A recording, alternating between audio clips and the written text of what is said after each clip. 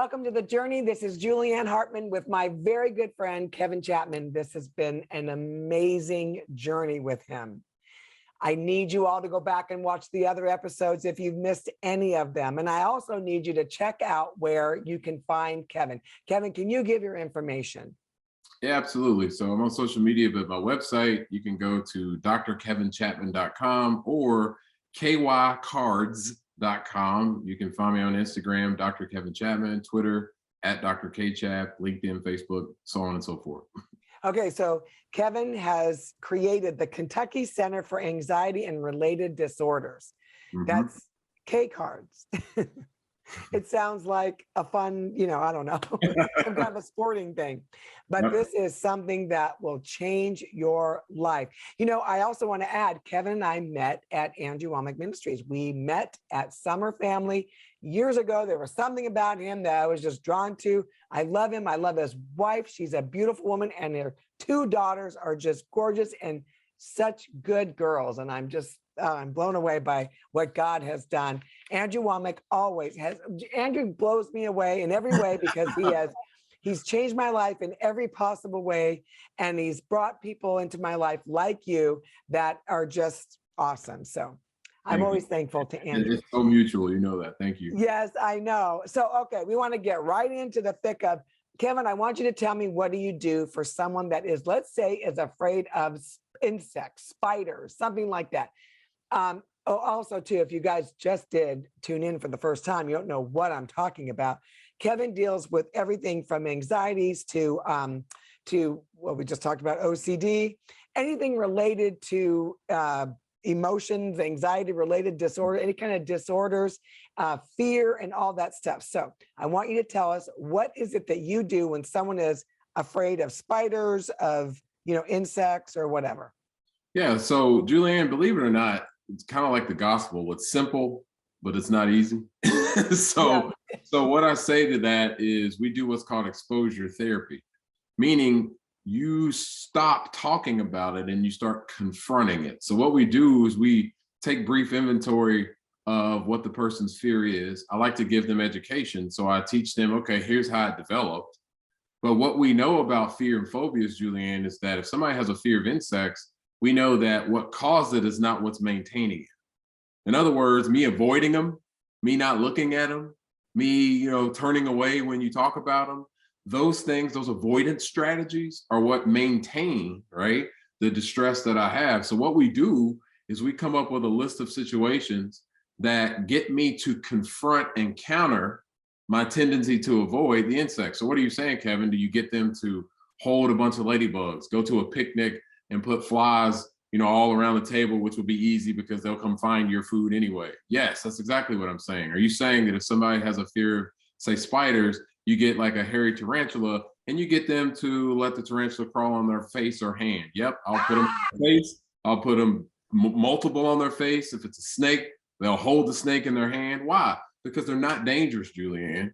Our brain teaches us to say, oh, that's dangerous, it's going to kill me. So I sit there and wait and see if it happens. And it never has, and it never will. Okay. All right. So just how do you walk them through it? What is a therapy session for you? Like, give me a very detailed description of what you do. Okay. I've come to you. I'm afraid of spiders. You're afraid of spiders. So what we do, because we can treat that phobia pretty fast, actually. What we do after we find out the information and say, yeah, you have a phobia of spiders, congratulations, right? So what we do at that point is we get into what I call psychoeducation. Knowledge and understanding are powerful. So we get them to start identifying what we call fear associations, right? Did you have a traumatic experience with, say, a spider? Did you learn to fear spiders based on your parents and watching them be afraid of spiders? Probably. Did you have informational transmission? So they start understanding the context of it.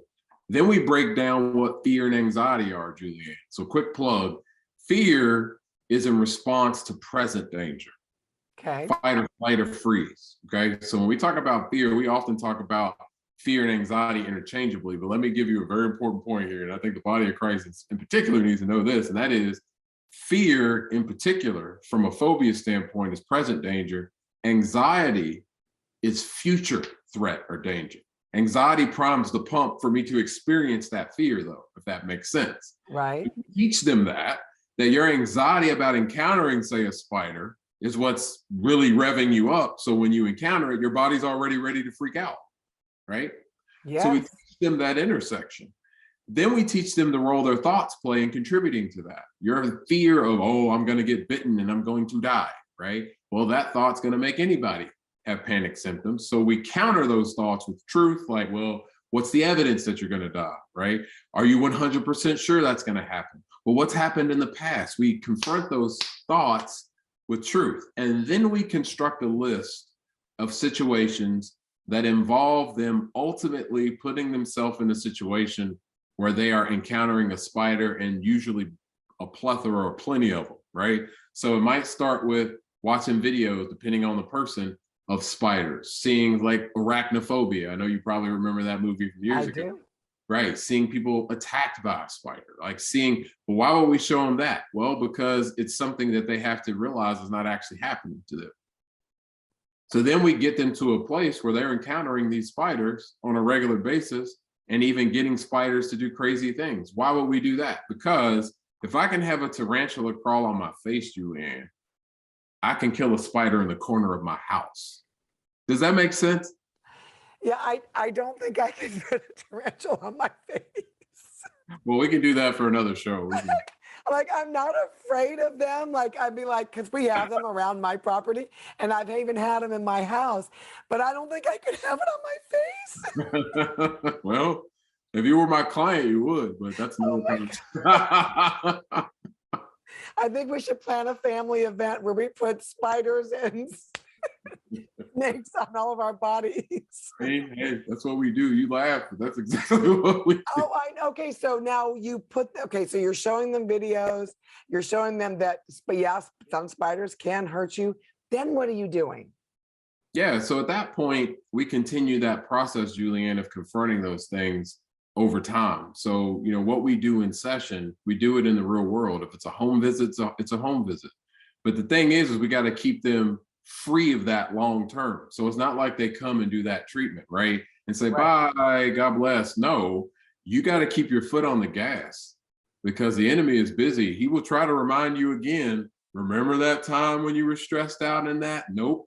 You got to keep that at bay. So you got to be proactive and confront on a regular basis, encountering spiders, going to the zoo, going to the exotic pet store, picking up the tarantulas on purpose, even though you have no intention of buying one. Like, hey, can I hold the tarantula? Like, that's the sort of thing that people have to do. Oh my gosh. Okay.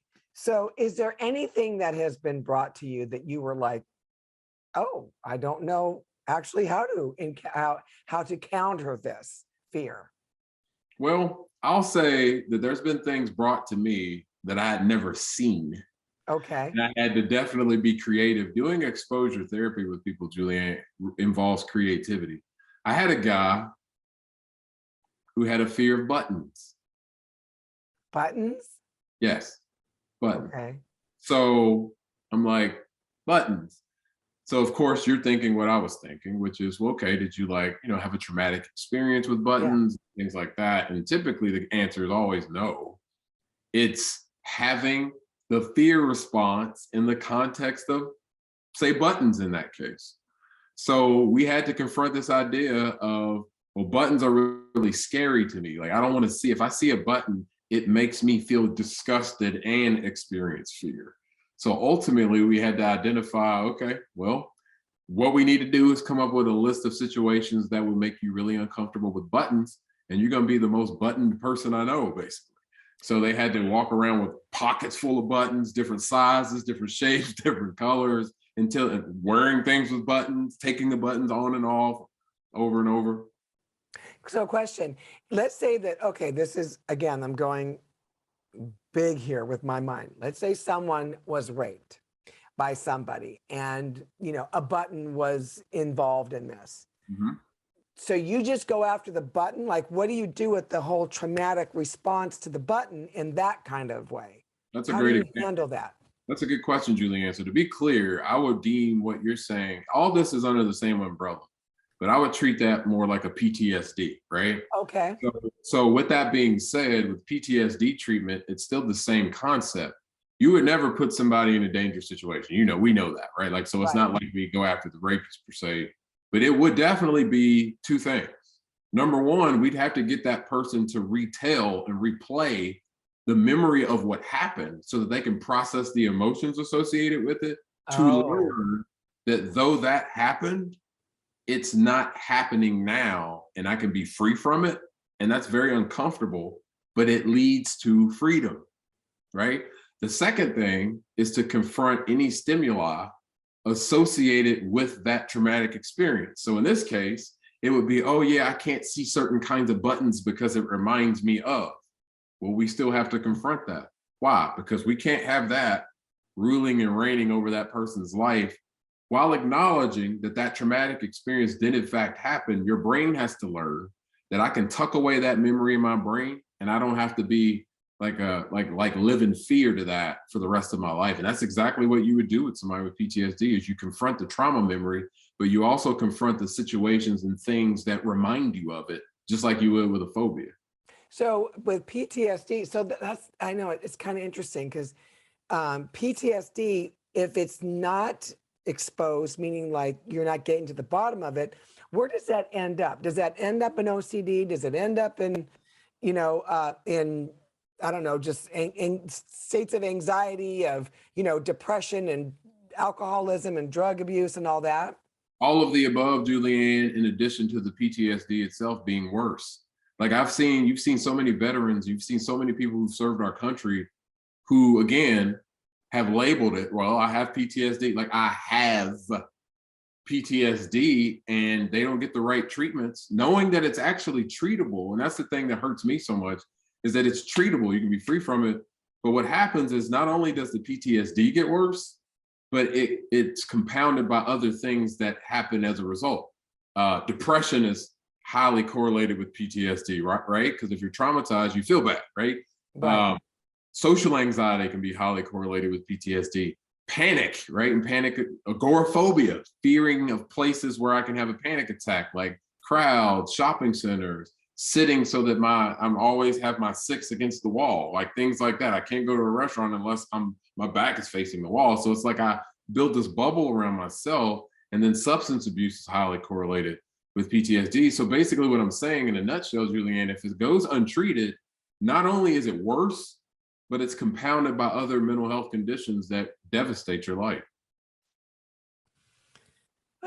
What do you do because there's so much, you know, prescribing, you know, for anything and everything. And especially these kids that are so young, they're getting prescribed this medication. And I know that it's affecting other parts of their body. There's no way that you can put that kind of whatever material in your body, or, you know, drug in your body, and not have some kind of a repercussion because of it.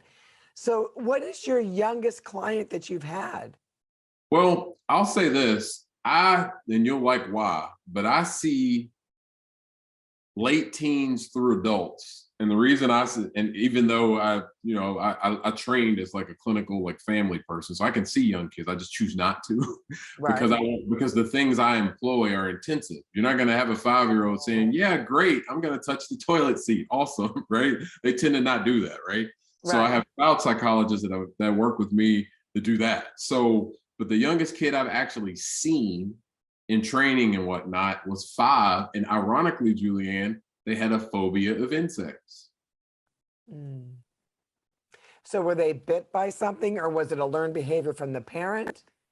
100% learned behavior.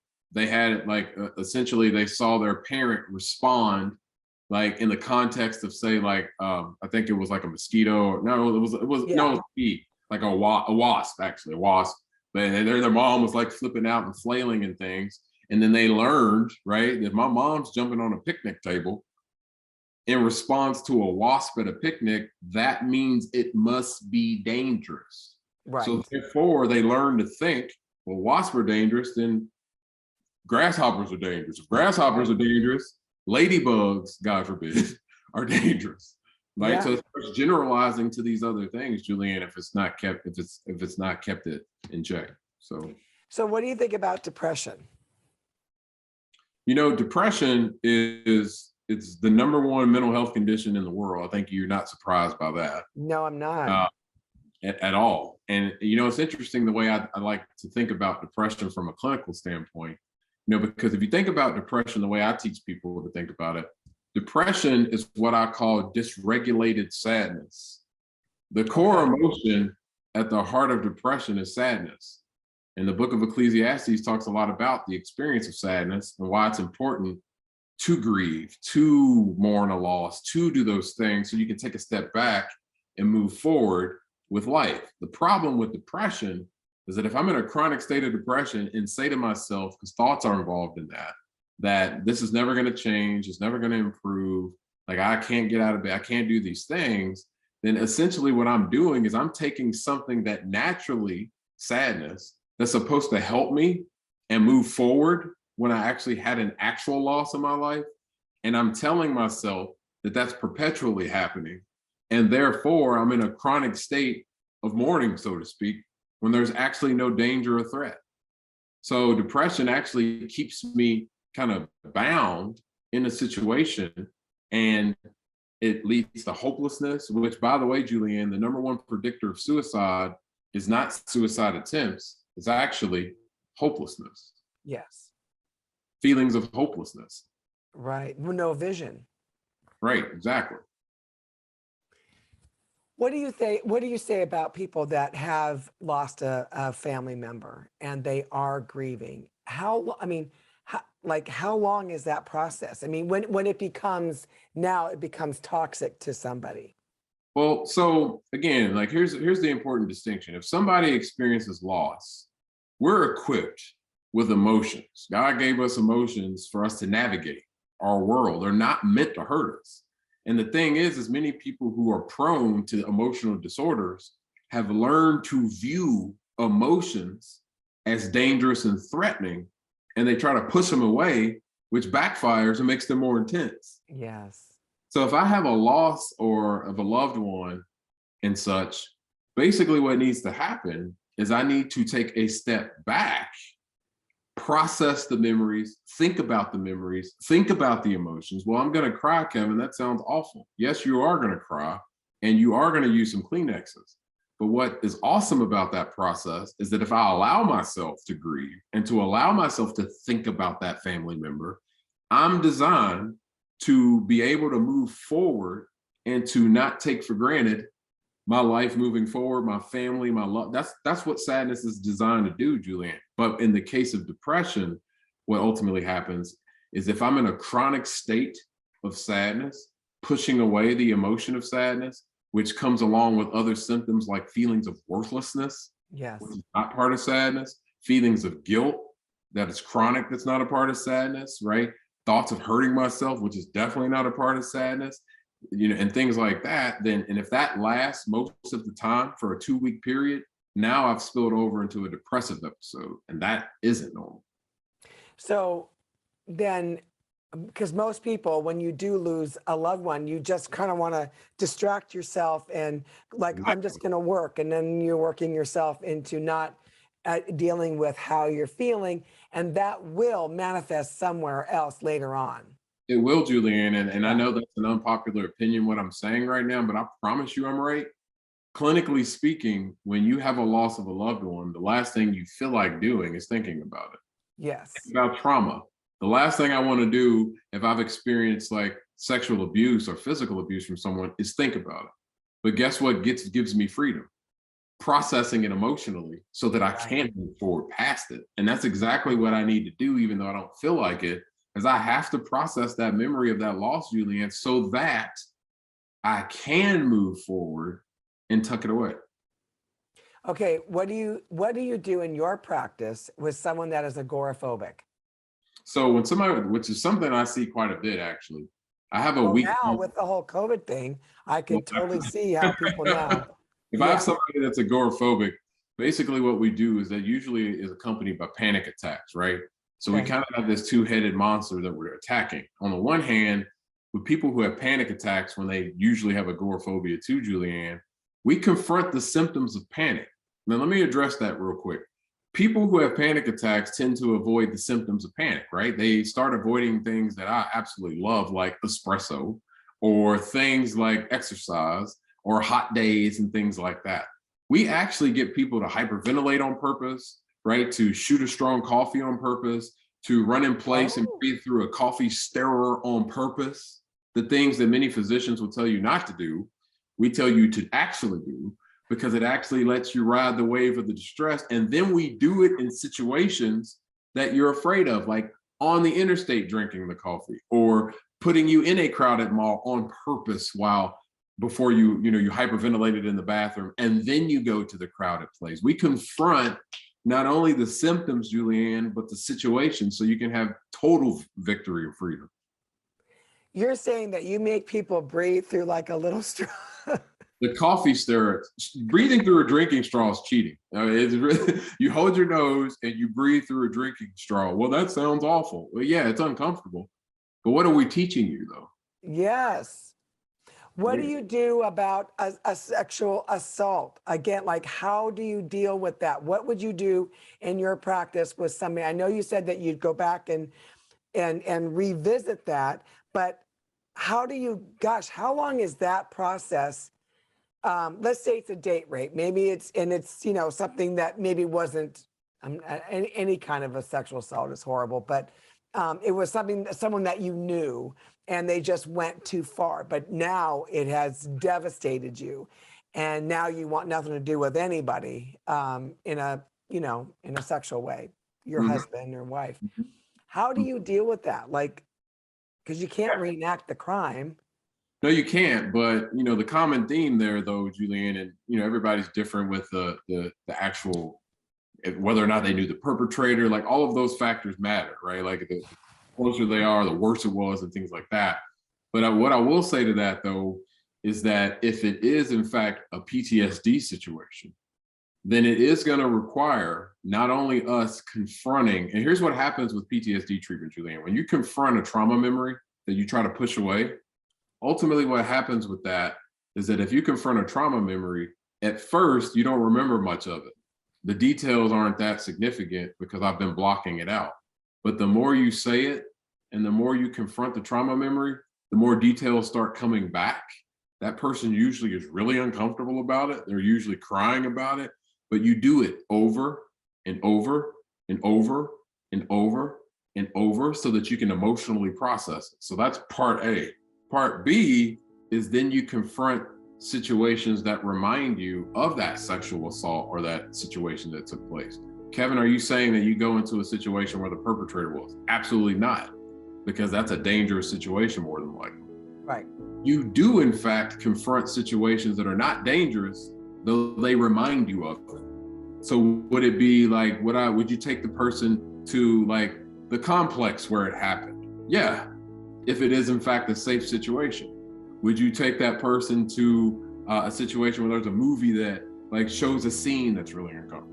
Absolutely. Why would you do that? That would be really uncomfortable, so that they can have victory in their life and not be bound by something traumatic that took place that's no longer happening today.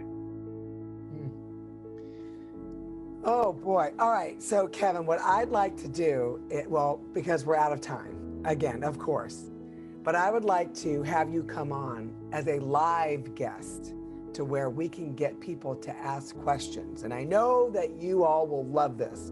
I don't have a date yet, but I will let you know about that. So Kevin, I can't thank you enough. This is not the last time you're going to be on the show, because we've got so much more to talk about. And this is freeing. This is freeing people. And I just love the fact that you want to see people set free. And so do I. And so does every one of our teachers here on Healing Journeys Today. We are all about setting the captives free. And so I thank you so much, Kevin, for all this information. You spelled it out so perfectly. I was so excited. I probably was all over the place, but I just was so excited to really see how people can see their own freedom.